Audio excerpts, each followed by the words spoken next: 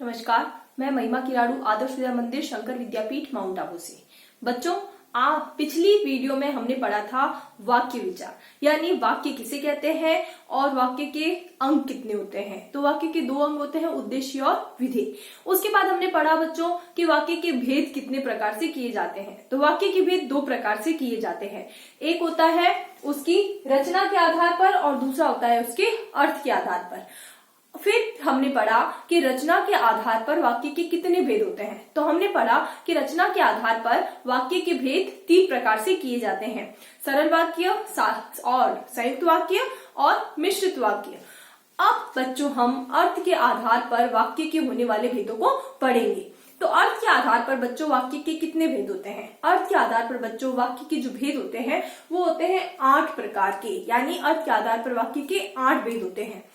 अब पहला भेद कौन सा है? पहला भेद है बच्चों विधानवाचक वाक्य। तो विधानवाचक वाक्य क्या होता है? इसे हम साधारण वाक्य भी कहते हैं, क्योंकि इसमें साधारण कार्य के होने का हमें पता चलता है, इसलिए इनको कहते हैं विधानवाचक वाक्य या साधारण वाक्य।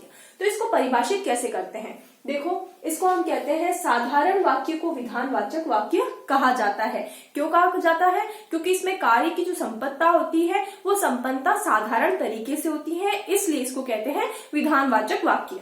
जैसे उदाहरण देखो, फूल खिलते हैं, तो ये साधारण है। फूल खिलते हैं, सूर्य उगता है, इसका अर्थ है ये विधानवाचक वाक्य है। दूसरा देखो बच्चों कौन सा है? निषेधवाचक वाक्य।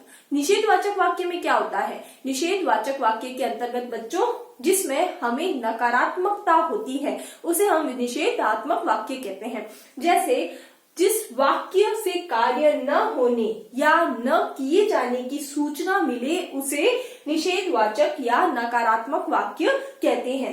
जैसे उदाहरण देखो बच्चों, इसमें आज विद्यालय नहीं खुलेगा, यानी इसमें विद्यालय नहीं खुलेगा, नकारात्मकता का बोध होता है, इसलिए इसे निषेधात्मक वाक्य कहा जाता है। दूसरा देखो बच्चों, फूल न तोड़े, फूल न तोड़े, तो यहाँ पर मनाही होती है, तो ये कौन से है? यानी मनाही और नकारात्मक वाले वाक्य को निषेधात्मक वाक्य कहते हैं।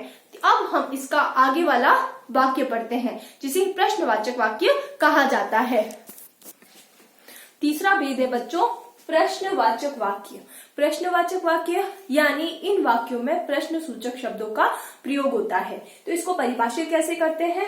जिस वाक्य से प्रश्न किए जाने का बोध हो उसे प्रश्नवाचक वाक्य कहते हैं।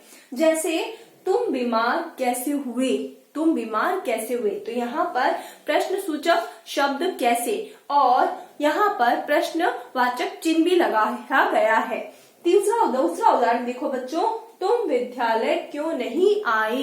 यहाँ पर प्रश्न किया जा रहा है कि तुम विद्यालय क्यों नहीं आए, तो यहाँ पर क्यों प्रश्न सूचक शब्द है और यहाँ पर प्रश्न सूचक विराम चिन्ह का भी प्रयोग किया गया है। एक और बच्चों, यही जो वाक्य है तुम विद्यालय क्यों नहीं आए, इस वाक्य को हम प्रश्नवाचक निषेधात्मक वाक्य भी कह सकते हैं। कारण क्या है? क्योंकि यहाँ पर नहीं जो कि निषेधात्मक वाक्य में प्रयोग किया जाता है, इसलिए इसे हम क्या कहते हैं? प्रश्नवाचक निषेधात्मक वाक्य। अब हम आगे पढ़ेंगे आज्ञावाचक शब्द। आज्ञावाचक जो हमारे शब्द होते हैं उन्हें बच्चों नेक्स्ट है आज्ञावाचक वाक्य। आज्ञावाचक वाक्य में क्या होता है कि जिस वाक्य से हमें आज्ञा, आदेश, अनुमति, अनुरोध तथा प्रार्थना का भाव प्रकट होता है तो उसे आज्ञावाचक वाक्य कहते हैं। जैसे एक उदाहरण देखो, यहाँ पर यहाँ बैठ जाओ, यहाँ हम क्या कह रहे हैं? उसे आज्ञा दे रहे हैं, तो ये कौन सा वाक्य हुआ? आज्ञावाचक वाक्य हुआ। इसी प्रकार से इसमें अनुरोध, अनुमति ये भी शामिल किए जाते हैं। जैसे दूसरा उदाहरण देखो बच्चों, इसमें कृपया मुझे जाने दीजिए, कृपया मुझे जाने दीजिए, यहाँ पर आज्ञा नहीं दी जा रही है, यहाँ पर हम उससे प्रार्थना कर रहे हैं कि हमें जाने की अनुमति चाहिए, तो यहाँ पर ये प्रार्थना सूचक वाक्य हुआ। अतः यह भी किस में आता है? आज्ञावाचक वाक्य के अंतर्गत आता है। बच्चों इसके जो 4 भेद हमारे रह गए हैं, यानी अर्थ के आधार पर वाक्य के जो 4 भेद हमारे रह गए हैं उसे हम आपके नेक्स्ट वीडियो में पढ़ेंगे। धन्यवाद।